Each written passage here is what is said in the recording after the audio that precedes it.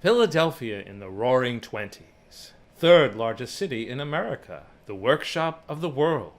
The wettest city in Prohibition-era America. And home to the most corrupt municipal government in the United States, where a single man could kidnap an entire World's Fair and move it from Center City to the swamps of South Philadelphia. Philadelphia author Thomas Keels has written a new, lavishly illustrated book called Sesqui, Greed, Graft, and the Forgotten World's Fair of 1926. Keels explores how a combination of corruption, greed, and bad luck created a world-class fiasco that became known as the flop heard round the world. If the 1876 centennial showed the world Philadelphia at its absolute best, then the 1926 sesquicentennial showed the world Philadelphia at its absolute worst.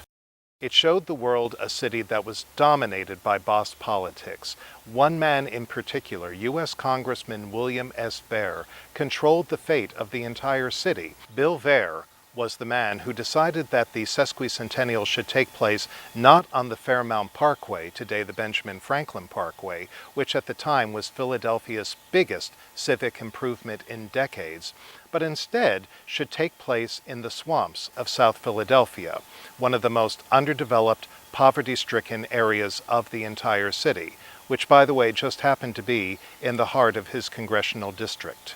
The overall legacy of the sesquicentennial is one of disappointment, mud, and financial ruin. Not only did the fair encounter some of the worst weather that ever hit Philadelphia during one of its summers, but it also closed on December 31st with fewer than 5 million paid visitors. Not everything about the Sesqui was bad news. Almost everything, but not quite everything. There were some wonderful accomplishments about the fair. For instance, at nighttime, you had illuminated fountains, you had dancing lights upon the lagoons in the Gladway section, and on top of that, you had the Street of 1776. And because the women were running it, it was also the one thing that made money. And then finally, you had the fight of a century and a half. On September 23, 1926, when Gene Tunney, the fighting Marine, actually took on and defeated the Manassas Mauler, Jack Dempsey, taking away the heavyweight boxing championship of the world. Anybody who was anybody was there. Flo Ziegfeld, Gloria Swanson, the governor of Pennsylvania, and 130,000 other excited fans, all sitting in the pouring rain. They didn't care. They had a fantastic time. Sesqui, Greed, Graft, and the Forgotten World's Fair of 1926 by Thomas H. Keels.